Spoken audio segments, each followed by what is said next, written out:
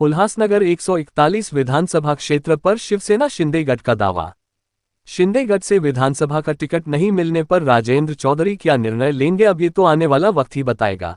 भावी आमदार के रूप में शिवसेना शिंदे गठ के राजेंद्र चौधरी के बैनर शहर में और सोशल मीडिया पर झलके। उल्हासनगर विधानसभा पर शिवसेना शिंदे गठ दावा करेगी।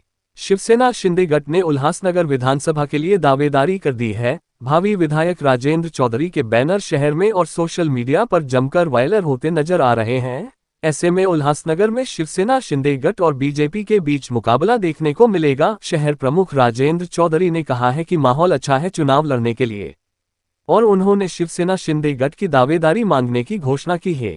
नाही, शिवसेनेने दावा केलेला आहे। शिवसेनेने उल्हासनगरच्या शिवसेनेने स्वतःहून माझी इच्छा व्यक्त केली पक्षश्रेष्ठींकडे, आणि पक्षाचे मुख्य नेते माननीय महाराष्ट्राचे मुख्यमंत्री माननीय एकनाथजी शिंदे साहेब यांना सांगितलं की उल्हासनगरची उमेदवारी शिवसेनेला घेतली तर शिवसेनेचे उमेदवार विजय होतील आणि ती आपण घ्या। या वेळेला शिवसेनेला वातावरण चांगलं आहे आणि शिवसेना निवडणूक लढली तर शिवसेनेचा आमदार नक्की होईल। अनेक वेळा आम्ही युतीमध्ये लढलो। भारतीय जनता पक्षाला गेल्या अनेक वर्षापासून मला आठवतं आहे की 95 पासून ते आत्तापर्यंत युतीचे उमेदवार म्हणून मग शीतलदास हरिचंदानी असतील, कुमार आयलानी असतील, यांना निवडून देण्यासाठी शिवसेनेने प्रयत्न केले।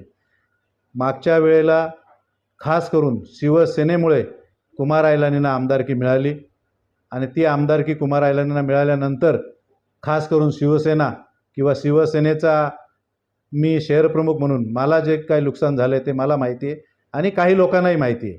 परंतु ते मागच्या वेळेला उमेदवारी मिळाली ती राजेंद्र चौधरी आणि शिवसेनेमुळे मिळाली, हे कुमार आयलानी विसरले असतील, पण आम्ही विसरलेलो नाही। सर, एकंदरीत भाजपला जरी तिकीट गेलं तर शिवसेना सोबत किंवा अपक्ष लढले तुम्ही? नाही, पक्षाच्या आदेशाच्या पुढे जाऊन आम्ही कधी काम केलं नाही आणि करणार नाही। शिवसेना किंवा शिवसेना पक्ष एवढ्या वर्षापासून शिवसेना पक्षामध्ये काम करत असताना पक्षाच्या आदेशाचं तंतोतंत पालन करणारे आम्ही शिवसैनिक आहे आणि ते करत आहोत। मध्यंतरी उल्हासनगर वर्धापन दिन होता, त्या ठिकाणी तुम्ही कुमार आयलानी यांच्या भडकले होते, लेकिन ते काय प्रकरण होतं? नाही, विषय असा होता की आयुक्त त्यावेळेचे जे होते ते काही काम करत नव्हते आणि त्या आयुक्तांची बाजू घेऊन जर आमदार बोलत असतील तर ते बरोबर नव्हतं।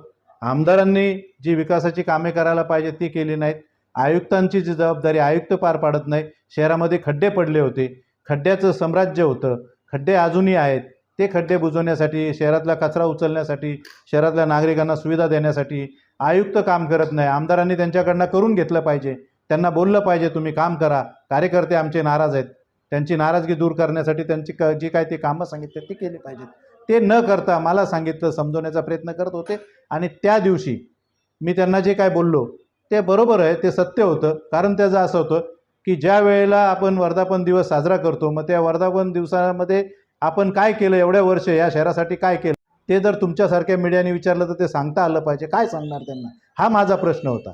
पण ते त्यांना सांगता आलं नसतं आणि ते येणार नाही म्हणून मला राग आला होता। आमदारांनी कोट्यवधी रुपये आणले आणि त्यांनी विकास केला असा त्यांचा दावा आहे, खरं विकास झालाय का शहरात? आमदारांनी त्यांचं जे काही विकासाची कामं केली असतील आम्ही नाही म्हणणार नाही, परंतु केलेले कामाचं त्यांनी त्यांचं ते अहवाल काढण्याचा त्यांना कोणी थांबवलेलं नाही। त्यांनी त्यांचा अहवाल काढावा, किती कामं केली आणि कोणती केली आणि त्यासाठी काय काय खर्च लागला आणि किती निधी त्यांनी शासनाकडनं आणला ते त्यांनी त्यांच्या अहवालामध्ये द्यावं। लोकांना माहिती पडेल, जनतेला माहिती पडेल, पत्रकारांना माहिती पडेल।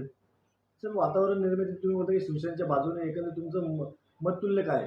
मततुल्य असं आहे की एवढ्या वर्ष या उल्हासनगर विधानसभेमध्ये कलानी, आयलानी, शीतल हरिचंदानी अशा प्रकारे निवडणुका झाल्या, ते मला आठवतात। मी ते सांगण्याचा प्रयत्न करतो।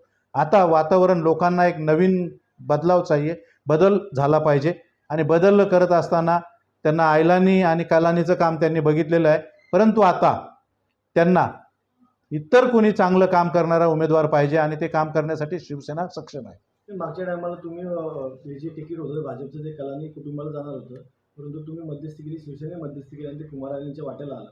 आता स्वतः तुम्ही तुमच्यासाठी प्रयत्न करणार? बरोबर ना, शिवसेनेच्या माध्यमातून शिवसेनेचा आमदार निवडून येण्यासारखं वातावरण असेल, शिवसेना ते निवडून आणू शकतो, तर त्यांना ती दिलं पाहिजे, महायुतीची सीट वाढवण्याचा प्रयत्न केला पाहिजे आणि तो प्रयत्न आम्ही शिवसेनेच्या माध्यमातून करतोय आणि तो करण्यासाठी काय आम्हाला चुकीचं करतोय असं आम्हाला वाटत नाही. तो प्रयत्न आम्ही करतोय आणि तो करणार.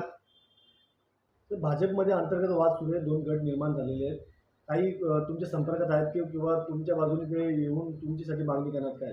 नाही, ते करतील किंवा नाही करतील, परंतु मी जे तुम्हाला आत्तापर्यंत सांगत होतो त्यातला एक मुद्दा हा पण होता की भाजपामध्ये अंतर्गत वाद खूप आहेत आणि अंतर्गत वाद असल्यामुळे BJPचा उमेदवार निवडून येणार नाही आणि तो निवडून आला नाही तर महायुतीची एक सीट कमी होईल आणि म्हणून शिवसेनेला उमेदवारी द्यावी आणि शिवसेना ती उमेदवारी निवडून आणेल एवढं वातावरण चांगलं आहे. तर उत्तर भारताचे जे संजय गुप्ता होते यांनी सुद्धा कुमार यांच्या नाराजगी प्रकट करून त्यांनी राजीनामा दिलेला आहे.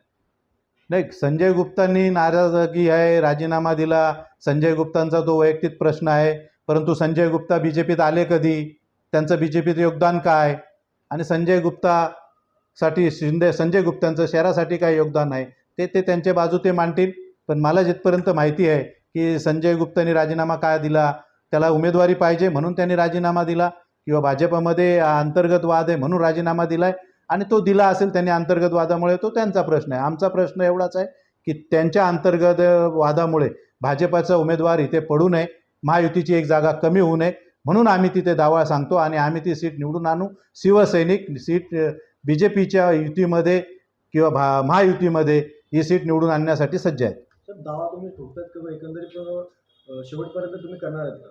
100% शेवटपर्यंत पक्षश्रेष्ठींकडे आम्ही ही मागणी करणार आहोत आणि पक्षश्रेष्ठींनी उमेदवारी दिली तर आम्ही निवडणूक लढणार आहोत. पक्षश्रेष्ठींच्या आदेशाचं पालन करणं हे आमचं कर्तव्य आणि मी ते करत आलो आत्तापर्यंत. त्या आदेशाचं पालन करणार, युतीचा धर्म पाळणार, पण शेवटपर्यंत प्रयत्न करणार. नाही दिलं तर अपक्ष लढण्याची भूमिका आहे. नाही, अपक्ष वगैरे मी लढणार नाही. मी तुम्हाला पहिले सांगितल्याप्रमाणे मी पक्षाचा आदेशाचं पालन करणारा एक कार्यकर्ता आहे. गेल्या अनेक वर्षापासून पक्षाचं काम करतो, कधी पक्षाच्या आदेशाचं उल्लंघन केलं नाही आणि ते उल्लंघन आताही करणार नाही. पक्षाच्या आदेशाचं पालन करण्याचं काम माझं आहे, ते मी करत राहील. कुमार तुम्ही मतदान करणार? 100% करू. युतीचा उमेदवार असेल तर, पण पडला तर त्याची जबाबदारी त्यांची असेल, आमची नसेल, शिवसेनेची नसेल. पडला तर म्हणजे एकंदरीत काय?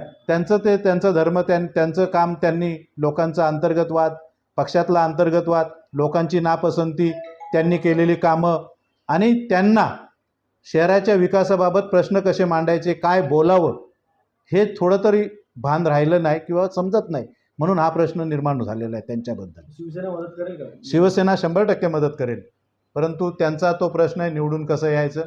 युती म्हणून युतीचा धर्म आम्ही पाळू.